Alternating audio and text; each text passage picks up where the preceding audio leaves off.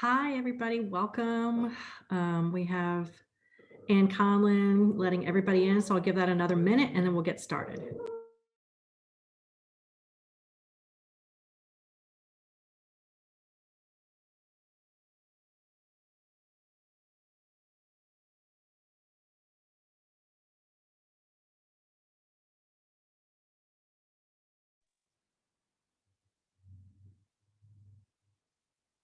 All right, great. So welcome to the webinar on the Humanities and Social Sciences. We'll go ahead and start with some brief introductions. My name is Vanessa Rodriguez, and I'm the Assistant Dean for Student Support and Success at the Tulane School of Professional Advancement. Basically, what that means is I'm in charge of the department who makes sure that everything outside of the strictly academic classroom setting is taken care of for the student. So we might want to make sure that you have all the resources and support that you need, all the guidance that you need to be able to meet your academic goals and to walk across that stage and pick up your diploma or certificate at the end of your studies. I'll pass it over to Professor Omar Bashik, who can introduce herself. Hey everybody, my name is Dalila Amirbašić. I'm the Program Director for Humanities and Social Sciences. I am also a Prior Learning Assessment Coordinator, and then I also teach courses in the Master of Liberal Arts program. So I'm excited to get to know all of you. Great, thank you. And Dan Ray, if you can. Yeah, hi everyone. Thanks for joining us today. My name's Dan Ray. I am one of the senior academic advisors at the school, and I advise the undergraduate students who are pursuing humanities and social science degrees. Great, and I think we have Professor Lauren Lucarilla here. If you can introduce yourself, please. Hi, everyone. I'm Lauren Lucarilla. I'm a senior professor of practice in humanities and social sciences. This is actually my first year at Tulane, so I'm new to the program, but I like everything that's happening a lot. That's awesome to hear. All right, and we also have, I believe, Professor Ivester. You can introduce yourself, please. Hi there, I'm Sukari Ivester. I'm a professor of practice in humanities and social science. I'm also new. This is my first year as well. I'm a sociologist by training, and I'm very grateful to be here. Thank you so much. Thanks for coming to visit. Yeah, we have, these are just some of the rock stars that we have as faculty here, and you'll get to know a little bit more about them further along the webinar. All right, so we'll keep on going. Just so you know, if you have any questions, feel free to write them in the chat box. We'll have Ann, who is a person who makes sure all this all goes smoothly, be watching the chat box to make sure that if questions do come up, we answer them. So please don't be afraid to put your questions in there. All right, so about SOPA. SOPA, not everybody knows, but SOPA has been around almost as long as Tulane University itself.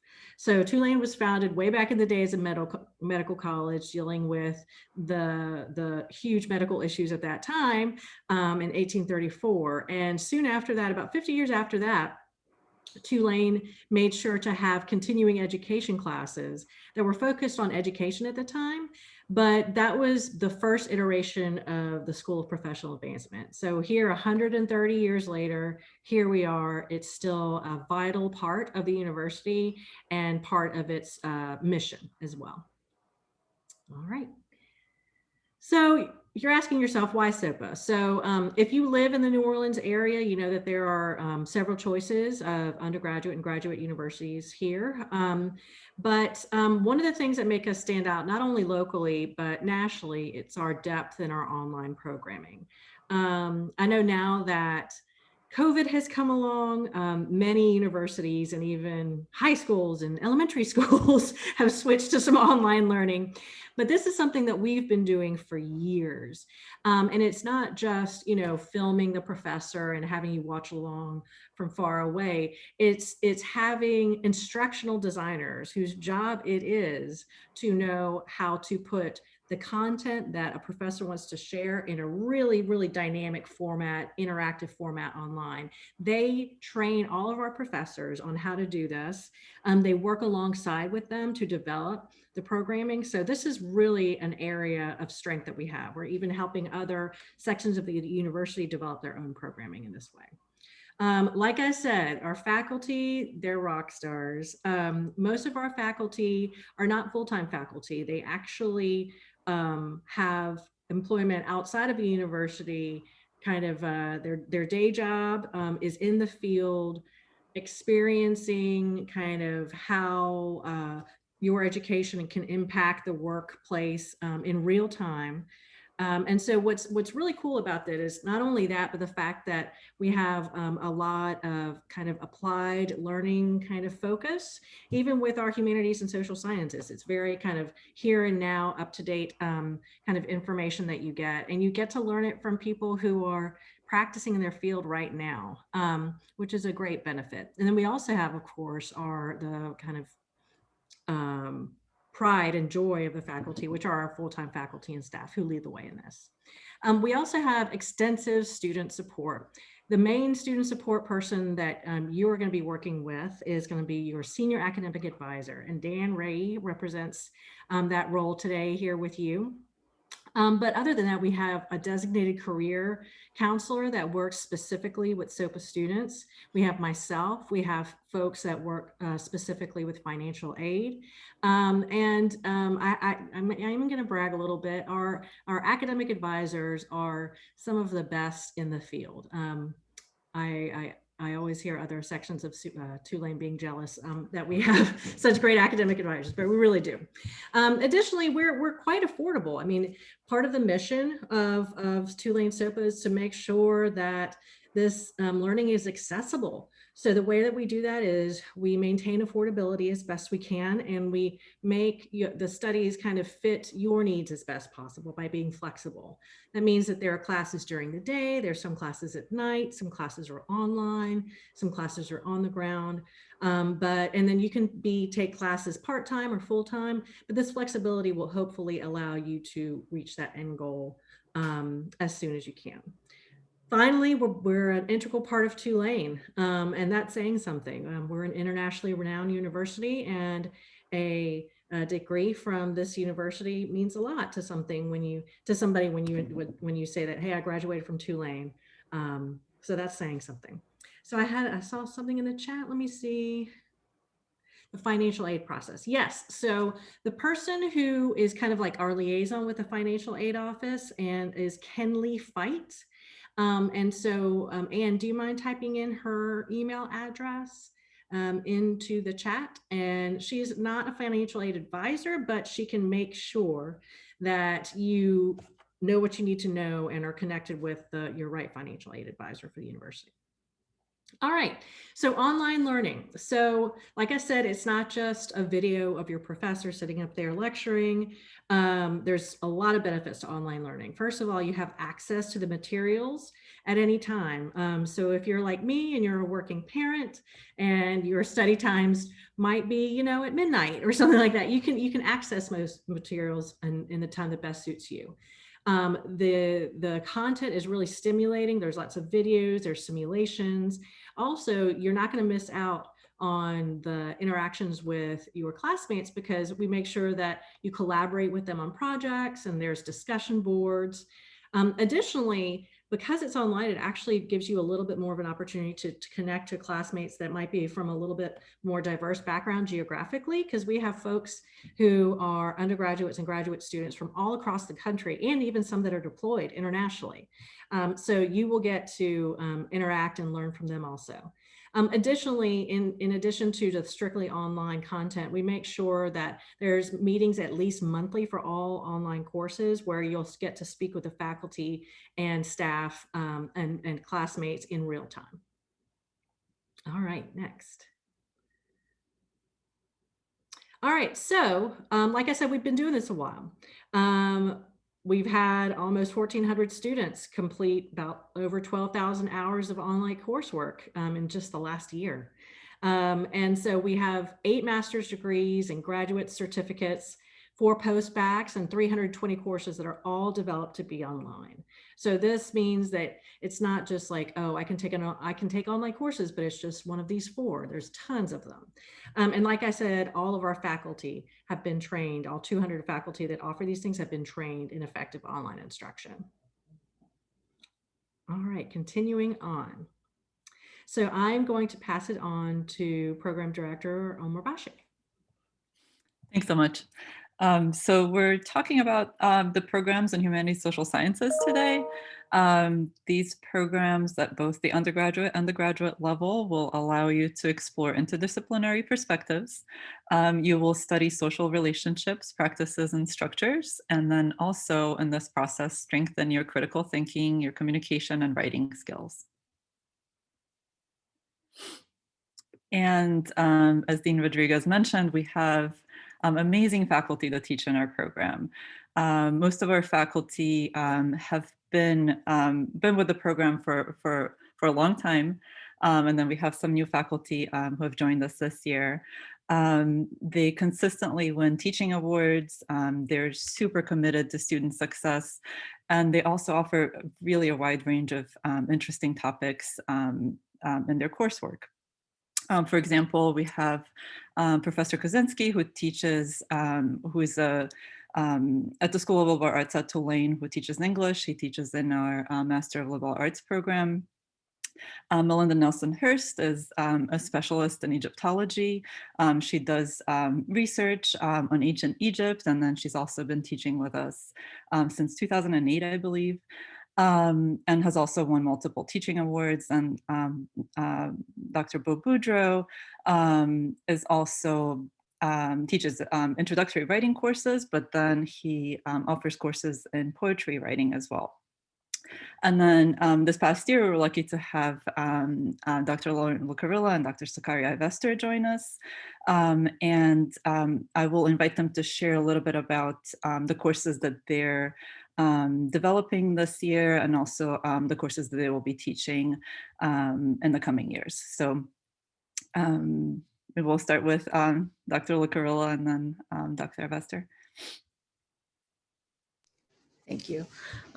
Okay, so a couple of the courses I'm working on right now, I think both of them are pretty exciting, but one of them is a capstone for humanities. So a capstone would be like the final course you take after you've taken a lot of your humanities courses. You might be taking a couple of them at the same time that you take the capstone. But the idea of the capstone is to bring together your experience. So as you take your courses, it's easy to lose track of how everything is connected and what it's preparing you for. So the idea behind the capstone would be to make you aware of how everything is connected. And then more importantly, to put you in a position to really advertise yourself and all the skills you gained from getting a degree in humanities that would really make you marketable. Because the research on the jobs of the future is that most of the skills that you need are the kinds of skills you learn in a humanities program. So the goal of this course would be to make you aware of those skills, to make you able to apply those skills, and to make you able to advertise yourself in relation to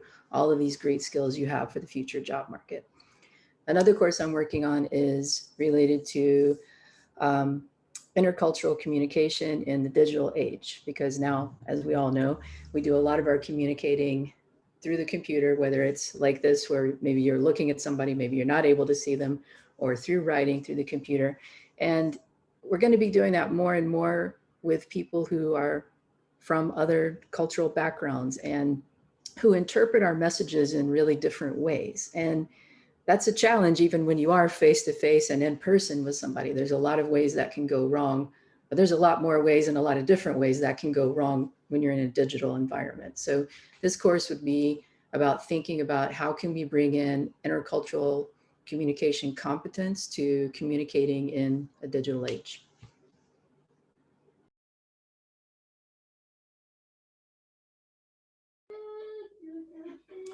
So I'm developing some courses and teaching some courses right now. I am teaching a course on the global construction of race, sort of how looking at sort of how race is a social construction and how it's been constructed differently around the globe at different periods in history. And so that's one of the courses that I'm teaching now. I'm also teaching a course on the sociology of travel and tourism. One of the things that I try to get students to understand is sort of the distinction between travel and tourism sort of as a subset, a particular kind of travel, and to keep in mind sort of the issues of inequality and equity when we travel, sort of a distinction of those who travel and what I'm sort of calling those who are traveled upon. and sort of just being able to sort of keep that in mind when we do leave our homes to visit other places. Another course that I'm teaching is also urban inequality. I'm actually an urban sociologist, and much of my research has been focused on urban development and gentrification, both here in the United States as well as Brazil, where I've done a lot of work.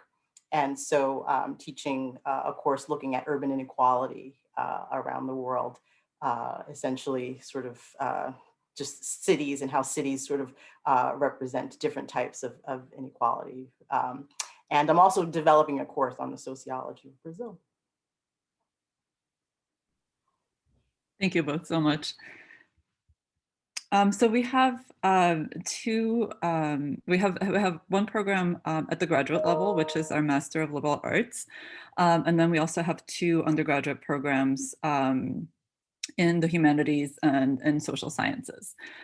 So in the Master of Liberal Arts program, students are exposed to a range of reflections on the human experience from multiple academic perspectives.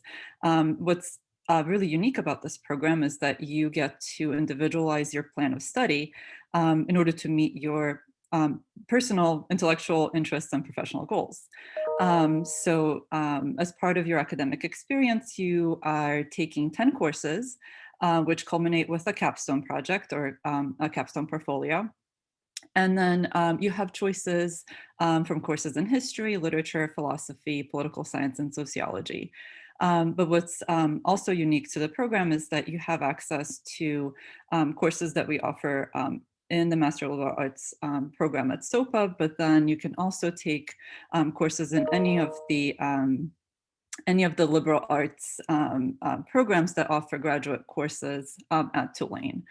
So if you have specific interests in other areas that might not be offered through SOPA, you have access to those as well through the program. And then at the undergraduate level, our Bachelors in Arts and Humanities, you are engaging in interdisciplinary study of complementary fields, which include English, literature, religious studies, linguistics, music, visual and performing arts, and philosophy. I was just talking about the courses that are offered through the theater department. They're generally cross-listed with SOPA, so our students have access to those courses. And we had somebody recently take a course in costume making and millinery, which I thought was really interesting. And then, so you can combine again coursework that fulfills your personal interests in that area, in broader area of humanities. And then in social sciences, you're exploring the cultural, economic, political, historical context of societies, and courses are available in anthropology, geography, Latin American studies, sociology, political science, and other related fields. And as part of your academic experience, you're taking 30 courses in the major to add up to a total of 120 credits. And as part of the 30 credits, you would start with introductory level courses in 3 different fields in either humanities or social sciences. And then you will build on those with upper level courses in areas that are of specific interest. And as the culminating experience in your major, you would complete a capstone in either humanities or social sciences, which is designed to bring everything together and then also allow you to apply what you've learned to your future goals, whether professionally or personally or intellectually. And because our students develop a wide range of skills that are applicable to a broad range of careers, we've had alumni really enter a broad range of different professional areas. So our alumni work in business, education, arts, consulting, public relations, public policy, nonprofit management, and writing fields. So really there are a lot of options for humanities and social sciences graduates. And as part of my job, in addition to being a program director, I'm also the coordinator for prior learning at SOPA. So if anybody is interested in learning more about this, feel free to reach out to me as well. But basically, SOPA has opportunities for students that have experiences, either professional experiences or military experiences, where you can apply, where you can earn credit for your previous experience and apply those credits to either your bachelor or master's degree. You can earn credit for prior learning through portfolio assessment at either the undergraduate level or the graduate level. And at the undergraduate level, you can also earn credit through standardized tests such as CLEP or DSST, language proficiency testing, and then we also award credit for military training. So again, if you have... Yeah, this is a really great way to get your studies kickstarted and to get you even further along to your goal of graduation. It's a huge thing, because we acknowledge that our students have tremendous amount of learning that they've brought with them for their professional experiences. So I'd really get in touch if you have questions about this. Absolutely. And I think Dan is now going to talk about our student support and success services. Yeah, thanks, Dalila. Vanessa touched on it earlier, what she's responsible for and oversees us academic advisors. So we're here for you essentially every step of the way, from when you start with us all the way until the finish line, whether that's at the undergraduate level or at the graduate level. A lot of our students do have prior college, so I would work with you on getting your transfer credits evaluated, for example, and just kind of basically getting you set up, at the very beginning, so that you can, succeed in progress in your courses and ultimately, finish that degree, whether you're just starting out or you had a long layoff in between going to school and now you're able to go back to school and you can, you found the time to do so and whatnot.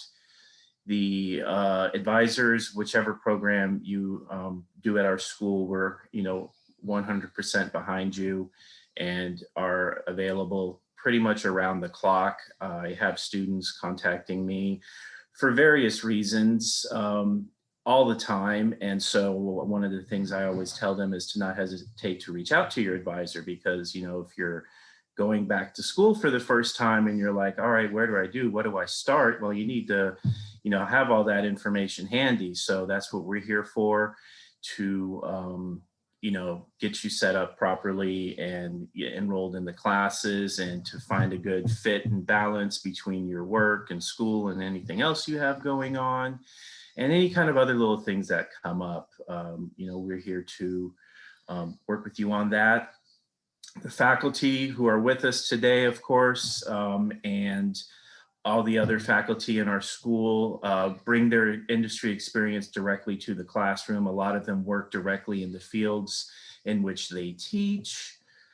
Career advising, we have a great career advisor. She's developed her own course that a lot of my students have taken and said good things about. It's a career success strategies course that she teaches. Most of the time people end up taking that in their last year, once they start to think about what's coming after school for them and what they're going to get into. And she's a good resource. So if you have, or you need assistance, I should, with, excuse me, I think I have a sinus problem or something, but if you need assistance, whether it's, with writing your resume or a cover letter or touching up your resume or just, those basic kind of like career things, she has a lot of resources and tools she can refer you to. It's not somebody you can't get in touch with until the end of your academic career, like pretty much any time, especially if you're already working and you're taking a class and you're trying to, touch up this resume for this job offer that came up or something like that. But yeah, Cynthia Washington, she does our career advising, and she's a good resource and tool to have in addition, to us academic advisors. With the financial aid, like Kenley's also a good resource at our school. She does a couple of different things with us, and she's a student herself was at the undergraduate level too. So she has a lot of insight and stuff that she can help you with. And because she did the whole financial aid process and everything as well, she's become our liaison over time now and has built a good relationship with them, and can a lot of times answer your basic financial aid questions. And after a certain point, though, you will be assigned a financial aid advisor, just like you assigned an academic advisor. So she can get you up to a certain point, but then after that, financial aid, the counselor there will be able to assist you and get everything processed and answer any of your basic questions and everything else beyond.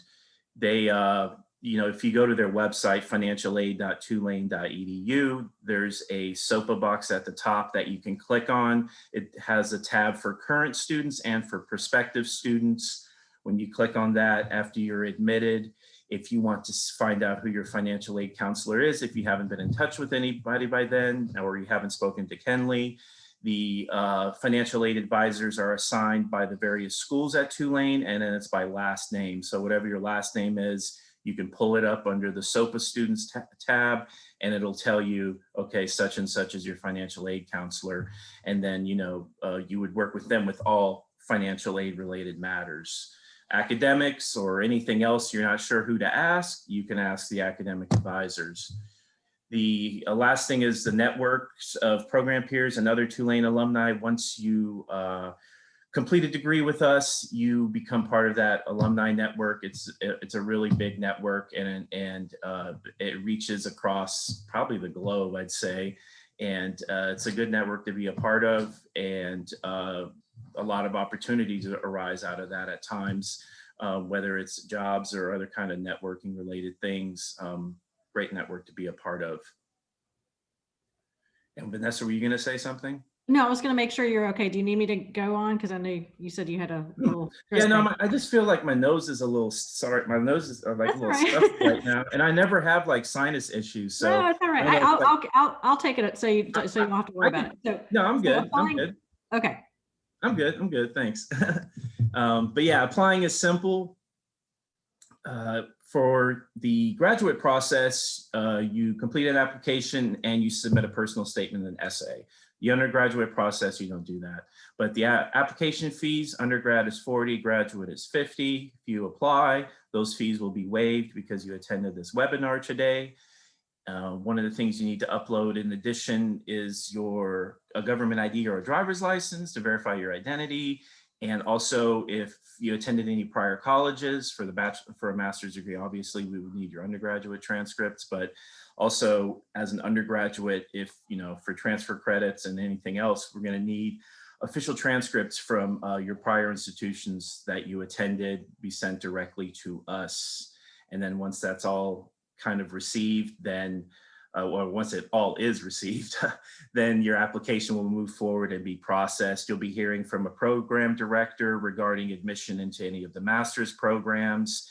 And then at the undergraduate level, you'll get notified as well. Your advisor will reach out to you, and then we'll just start, from there. If it's time to register for classes or, whatever we need to do at that point, depending on when you're admitted, if the schedule's out and everything, then we can get right on it, get you situated and up to speed so that when the semester starts, you're ready to rock and roll. You're not lagging behind or anything like that.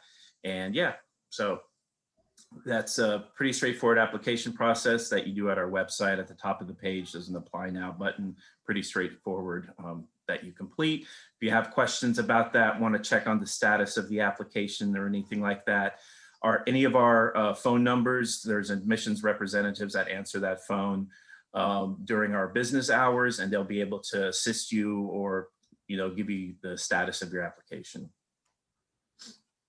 I think the deadlines are next. Yes, the deadlines are essentially 2 weeks prior to the semester starting for the most part. So for summer, it's May 15th. For fall, it's August 1st.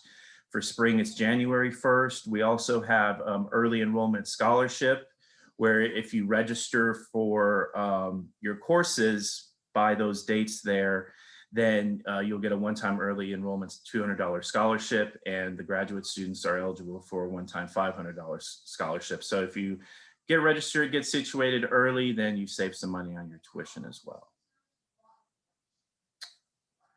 Affordability, and so the tuition cost for summer and the fall semesters is posted there for both undergraduate and graduate tuition, $524 and $1,078 respectively for the summer. And then for the fall, we have $576 per credit hour and $1,119 per credit hour at the graduate level. Financial aid has been touched upon. We offer financial aid assistance to our students for those who qualify. That's where, you know, the financial aid advisor comes in. You submit your FAFSA and all that. Kenley can get you, you know, started with a lot of that stuff. And then after, you know, a certain point, you're gonna, you know, speak to the advisor, and then you'll see what you're eligible for the financial aid advisor. And you'll see what you're eligible for and everything. There's a couple of different types of aid. We have federal grants and loans, the Yellow Ribbon Program. There's also a 20% discount for active duty military and veterans, for teachers, staff, and New Orleans area public employees. We also have scholarships every semester, different kinds of scholarships that students who meet the requirements can qualify for. Usually it's, you know, be enrolled and have a certain GPA or a certain amount of credit hours. It depends on the scholarship. And then, as Dalila had mentioned too, the credit for prior learning, which is kind of like an aid itself, because you can, you know, get this portfolio experience, for example, and then you pay a fraction of the cost of what the course itself would cost if, you know, that is deemed worthy as for that you can get college credit for it. Yeah, so that's the affordability side. We got anything else? Yeah, that's it, I guess. So I'll pass it back to Vanessa or Dalila here. Yeah, so thank you so much. I really appreciate it. If you have any questions about the program specifically, please feel free to reach out to Dalila. If you have general questions about admissions, there's the Ask SOPA email, or you can reach out to me as well, and I can hook you up with the right person to talk to. We really appreciate y'all coming. I think you're making a really wise choice to like explore the possibility of investing in yourself at this time. An advanced education is worth more now than ever before. So I congratulate you on making this next step possibly. All right. Thanks for joining us, everybody. And I hope you have a good day. Bye.